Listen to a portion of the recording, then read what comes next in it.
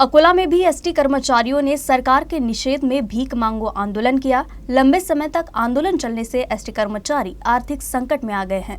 राज्य सरकार में एसटी महामंडल के विलय की मांग को लेकर कर्मचारी पिछले 90 दिनों से हड़ताल पर हैं। हड़ताल के कारण कर्मचारियों को 3 माह का वेतन नहीं मिला।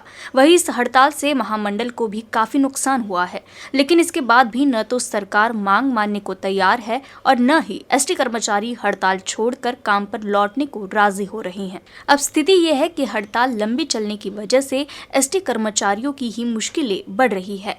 वेतन नहीं मिलने से ये सब आर्थिक अड़चन में आ गए हैं। एसटी कर्मचारियों ने अपनी मांग को लेकर सरकार की बेरुखी का निषेध करते हुए भीख मांगो आंदोलन किया। इस दौरान एसटी कर्मचारियों ने अपनी समस्या को लेकर विधायक अमोल मितकरी से गुहार लगाई। साथ ही कहा कि भीख मांगकर जमा की गई रकम मुख्यमंत्री और परिवहन मंत्री को भेजेंगे। महाराष्ट्रामध्ये 90 दिवसापासून एसटीचा कर्मचारी हा दुकोट्यामध्ये आहे। आजपर्यंत कोणत्याही प्रकारचं या दुकोट्याचे प्रश्न प्रलंबित असलेले सोडवण्यात आले नाही। साधी हिंमतही कोणी केली नाही आणि त्यामुळे एसटी कर्मचाऱ्यांना आज या भीक मागासाठी प्रोत्साहित केलं। ज्या वेळेस आंदोलन केली त्या वेळेस आम्ही विनंती केली की एसटीचा कर्मचारी या आंदोलनामध्ये यासाठी उतरलेला आहे की एसटी ही वाचली पाहिजे आणि एसटी वाचली तर महाराष्ट्रातली शांतता सुव्यवस्था वाचेल, अन्यथा महाराष्ट्राचा बिहार झाल्याशिवाय राहणार नाही। यासाठी आम्ही एसटीचा कर्मचारी एसटी वाचवण्यासाठी आणि एसटीचे जे प्रश्न आहेत प्रलंबित ते त्वरित मार्गी काढावे यासाठी आज भीक मांग आंदोलन केलेलं आहे। अकोला महानगर पालिका के दीनदयाल अंत्योदय योजना राष्ट्रीय उपजीविका अंतर्गत आशा किरण महिला विकास संस्था द्वारा शुरू किए गए शेल्टर होम का पालक मंत्री बच्चू कडू ने निरीक्षण किया। इस दौरान वृद्धों से बात कर उनकी समस्या को जाना और अधिकारियों को उनकी मदद करने का निर्देश दिया। अकोला मनपा की दीनदयाल अंत्योदय योजना राष्ट्रीय आजीविका योजना के तहत अकोट फैल परिसर में आशा किरण महिला विकास संस्था द्वारा एक बेघर आश्रय की शुरुआत की गई है। यहाँ बेघर और बेसहारा लोगों को रहने की व्यवस्था की गई है। जिले के पालक मंत्री बच्चू कडू ने इस शेल्टर होम का निरीक्षण कर बुजुर्गों से बातचीत की। इतना ही नहीं बल्कि उनके साथ नाश्ता किया और उन्हें स्वेटर भी बांटे। इस दौरान नीमा अरोड़ा, मनपा आयुक्त कविता द्विवेदी, मनपा उपायुक्त डॉक्टर पंकज जवाले, उपविभागीय अधिकारी नीलेश अपार, अकोला के तहसीलदार नितिन पाटिल, मनीष हिवराले, उषा राउत और प्रमोद गायकवाड़, गणेश बिलवार उपस्थित थे। आता आपण बेघरांसाठी जसं हे लोक इथं राहतात आणि इथं व्यवस्था पाहिजे तेवढी मजबूत नाही आहे, म्हणून आम्ही मागच्या वेळेस जेव्हा आलो होतो तेव्हा आयुक्त आमच्या आत्ताच्या जिल्हाधिकारी अरुण तेव्हा ते आयुक्त होत्या आणि मग त्यावेळेस एक आमची असं संकल्पना आली की चांगलं बेघर निवारा असलं पाहिजे, ते सगळ्या सोयीयुक्त असलं पाहिजे आणि म्हणून आपण तसा एक प्रस्तावही केला आणि त्याला आता 4.5 कोटी रुपये मंजूरसुद्धा झाले। फक्त त्या ठरावावर जे स्टे आलेले होते त्याच्यामध्ये हा पण ठराव होता, तर त्याला एक वेगळं करून आपण शासनाकडून तो स्टे तिथं त्या ठरावापुरतं तरी विषयापुरतं तरी आपण तो बाजूला करू आणि लगेच बेघरांचं एक चांगलं इमारत प्रशासकीय इमारत अतिशय मजबूततेने आपण लगेच 1 वर्षात 1.5 वर्षात उभं करण्याचा प्रयत्न करू। हे सगळे रट्टे त्याच्यातूनच आपण बाहेर आलेलो आहे, कारण हे दुःख आम्ही फार जवळून पाहिलेलं आहे, याच्यात आयुष्य गेलेलं आहे आणि मंत्रीपद किंवा अधिक कुठल्याही गोष्टी आम्हाला याच्यापासून दूर करू शकत नाही। त्याच्यानं झोपताना आणि उठताना सुद्धा पहिला आमच्या डोळ्यासमोर सामान्य माणूस असतं आणि आज तर प्रजासत्ताक दिन आहे, त्याच्यानं प्रजेचंच राज्य आहे, त्यांचंच राज्य आहे, त्यांच्या राज्यात आम्ही राहतो असं समजा।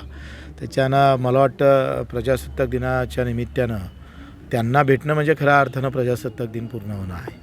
गैर 7/12 आदिवासी किसान संघ की ओर से जिलाधिकारी कार्यालय के सामने पत्र परिषद का आयोजन किया गया। इस पत्र परिषद में पालक मंत्री के निजी सचिव ने अकोला के पालक मंत्री के साथ हुई चर्चा में मंत्रालय में बैठक कर मामलों को सुलझाने का आश्वासन दिया। महाराष्ट्र में लाखों आदिवासी किसान गैर 7/12 खेतों में काम कर रहे हैं। ऐसे किसानों के लिए अभी तक कोई संस्था आगे नहीं आई है। ऐसे किसान कई वर्षों से खेतों में काम करने के बावजूद 7/12 से वंचित है। ऐसे किसानों के लिए गैर 7/12 शेतकरी संगठन ने अकोला जिला कलेक्टर कार्यालय के सामने भाई जगदीश इंगले के नेतृत्व में खुली प्रेस वार्ता की और सरकार को चेतावनी दी कि अगर इन किसानों को 7/12 नहीं दिया गया तो तीव्र आंदोलन किया जाएगा। तो वही जानकारी मिली है कि पालक मंत्री के निजी सचिव ठाकरे के साथ हुई चर्चा के दौरान मंत्रालय में एक बैठक हुई और संगठन के सभी मांगों को तत्काल सुलझाने का आश्वासन दिया गया। सर्वांसाठी शेती 2024 हे धोरण महाराष्ट्र विकास आघाडी सरकारने राबवावं या प्रमुख मागणीकडे लक्ष वेधण्यासाठी राज्यमंत्री बच्चू कडू यांच्या कार्यालयावरती 2 दिवसापासून आमचं आंदोलन सुरू आहे. सदर आंदोलनाची मागणी याबाबत ज्या लोकांच्या ताब्यात शेतीसाठी अतिक्रमण जमिनी आहेत त्या नियमानुकूल करण्यासाठी शासन निर्णय निर्गमित करावा ही प्रमुख मागणी घेऊन या प्रमुख मागणीसाठी मुंबई मंत्रालयात बैठक लावली पाहिजे. यासाठी बच्चू कडू त्यांनी बैठक आयोजित करावी ही मागणी घेऊन आम्ही त्यांच्याकडे गेलो होतो. अकोला के नाई अनंत कौलकर ने गणतंत्र दिवस पर एक विशेष कार्य किया. देशभक्ति की भावना से ध्वजारोहण कार्यक्रम में शामिल होने वाले नागरिकों के लिए उन्होंने फ्री हेयर कट का आयोजन किया था. कौलकर की अनूठी पहल की नागरिकों ने सराहना की. हर किसी के लिए देश की सीमा पर जाकर देशभक्ति को दिखा पाना संभव नहीं है, लेकिन अगर मन में देश प्रेम की चाह है तो आप में कर्तव्य से भी देशभक्ति को दर्शाया जा सकता है. इस बात को अकोला के नाई अनंत कौलकर ने अपने कार्य से सिद्ध किया है. गणतंत्र दिवस पर अनंत ने ध्वजारोहण कार्यक्रम में शरीक होने वाले लोगों के लिए विशेष व्यवस्था की थी. अनंत कौलकर ने इससे पहले राष्ट्रीय सेवा और पुलिस भर्ती के लिए जाने वाले युवाओं के लिए फ्री कटिंग कार्यक्रम का आयोजन किया था. सुबह शुरू हुए इस कार्यक्रम में करीब 45 लोगों की फ्री कटिंग की गई. अनंत कौलकर की इस पहल की हर तरफ तारीफ हो रही है. माझं रामदासपेठमध्ये सलून आहे. ज्या कोरोना वॉरियरमध्ये देश सेवा केली, कोरोना यांनी खूप मेहनत घेतली, आपल्या सगळ्यांसाठी सेवा उपलब्ध केल्या. अशा सर्व लोकांना आमच्या दुकानामध्ये आज 26 जानेवारी निमित्त मोफत हेअर कटिंग करण्याचं आम्ही ठरवलेलं आहे आणि त्याचा लाभ बरेचसे ग्राहक घेऊनही गेले आणि घेत पण आहेत. आणि आमची अशी इच्छा आहे की जास्तीत जास्त लोकांनी आम्ही पण त्यांची सेवा करावी अशी आमची यावेळेस इच्छा आहे. आणि थोडं का होईना आमच्या वाट्याचे पण आम्ही सेवा घडावी अशी आमची इच्छा आहे यावेळेस. अकोला जिले के मलकापुर स्थित सूर्योदय बाल गृह स्वर्गीय चिमनलाल भारतीय स्मृति भवन में गणतंत्र दिवस के उपलक्ष्य में जिला आपूर्ति अधिकारी प्रतीक्षा तेजनकर पहुंची थी. इस दौरान ध्वजारोहण कर राष्ट्रीय ध्वज को सलामी दी गई. गणमान्य लोगों ने संस्था के बच्चों का मार्गदर्शन किया और बच्चों को मिठाई, चॉकलेट, नमकीन बांटे. पिछले कोरोना काल के दौरान रिलायंस फाउंडेशन के माध्यम से सूर्योदय बाल गृह को सचिन गणपतराव मातले द्वारा बहुमूल्य सहायता प्रदान की गई थी. उनके सहयोग के लिए उन्हें प्रमाण पत्र और शॉल देकर सम्मानित किया गया. इस अवसर पर सूर्योदय बाल गृह के पुरुषोत्तम शिंदे, संकल्प मित्र परिवार के अमोल पाचकवड़े, मनीष गावंडे, दिनेश लोहोकार, राहुल शेंडे, अंकुश भेंडेकर समेत कई कार्यकर्ता मौजूद थे. उपमुख्यमंत्री अजित पवार और गृह मंत्री दिलीप वलसे पाटिल ने अकोला में पुलिस अधिकारियों और कर्मचारियों के लिए बनाए गए 378 फ्लैटों का ऑनलाइन उद्घाटन किया. इस मौके पर जिला पुलिस अधीक्षक जी श्रीधर ने फ्लैटों की चाबियां पुलिस अधिकारियों व कर्मचारियों को सौंपी. पुलिस कर्मियों के लिए बनाया गया ये अपार्टमेंट फिलहाल अकोला शहर में सबसे ऊंची इमारत है. इस इमारत का निर्माण करने वाली कंपनी के पास अगले 5 साल तक के लिए इन फ्लैट के किसी भी तरह के रखरखाव और मरम्मत की जिम्मेदारी होगी. पुलिस कॉलोनी परिसर में 200 मीटर लंबे वॉकिंग ट्रैक के साथ विभिन्न खेल मैदानों का निर्माण किया गया है. इसके अलावा पुस्तकालय और रीडिंग रूम भी बनाया गया है. यहाँ पुलिस परिवार के कार्यक्रमों के लिए फंक्शन हॉल भी तैयार किया गया है. पुलिस कॉलोनी में 7 शानदार इमारतें हैं और प्रत्येक इमारत में 7 मंजिल है. इमारत में 3 BHK फ्लैट है और कुछ में 2 BHK फ्लैट होंगे. पुलिस अधिकारियों और कर्मचारियों के लिए आवास का सपना साकार हो गया है. इन इमारतों के निर्माण में करीब 100 करोड़ रुपए की लागत आई है. फसल बीमा न मिलने पर खामगांव में स्वाभिमानी शेतकरी संगठन के नेतृत्व में किसानों ने कृषि अधिकारी को घेरा. स्वाभिमानी शेतकरी संगठन के आंदोलन के बाद बुल्ढाना जिले के हजारों किसानों के खातों में फसल बीमा राशि जमा की गई, लेकिन कुछ किसानों के खाते में नाम मात्र की रकम जमा हुई है. ये जिले के किसानों के साथ अन्याय है. इस संबंध में स्वाभिमानी शेतकरी संगठन के तहसील अध्यक्ष नीलेश देशमुख ने किसानों के साथ कृषि अधिकारी को घेरा और फसल बीमा की रकम जल्द जमा करने की मांग की. साथ ही कहा कि अगर रकम जल्द जमा नहीं हुई तो तीव्र आंदोलन किया जाएगा. अकोला के लाल बहादुर शास्त्री स्टेडियम में रंगोली के माध्यम से भारतीय संविधान के मूर्तिकार डॉक्टर बाबा साहेब आम्बेडकर की तस्वीर साकार की गई.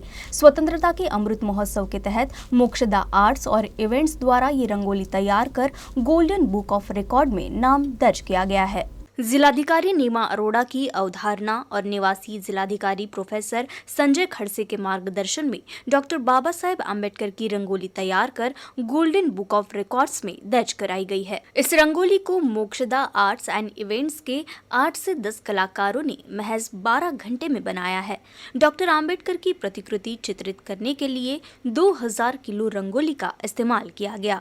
पालक मंत्री बच्चू कडू, विधायक अमोल मितकरी, जिलाधिकारी नीमा अरोड़ा, जिला पुलिस अधीक्षक जी श्रीधर, उप मुख्य कार्यकारी अधिकारी सौरभ कटियार ने रंगोली का निरीक्षण किया और मोक्षदा आर्ट्स एंड इवेंट समूह को सम्मानित किया।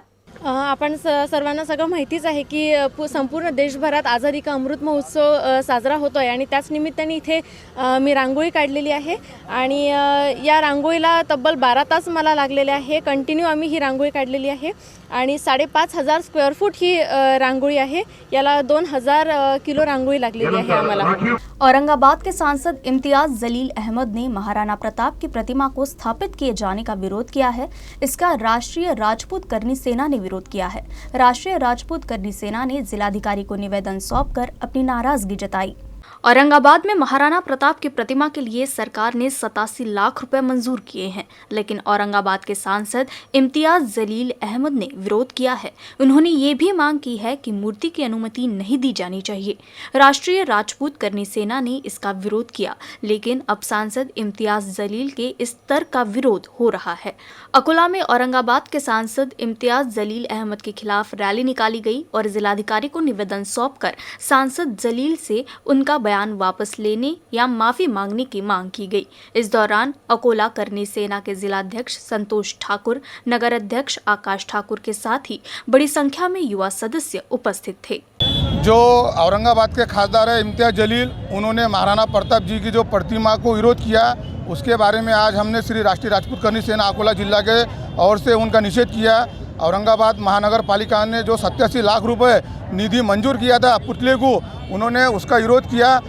तो हम जो खासदार है इम्तियाज जलील, उनका आज हमने यहाँ पुतला, उनका मुंह काला करे उनके पोस्टर का।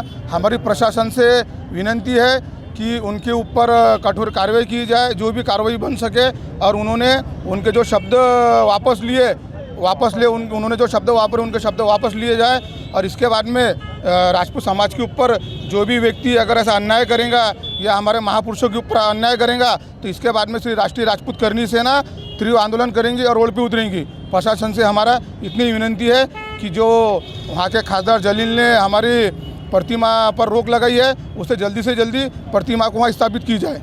अकोला बुलेटिन में फिलहाल के लिए बस इतना ही। खबरों का सिलसिला यूं ही जारी रहेगा। देखते रहिए यूसीएन न्यूज़।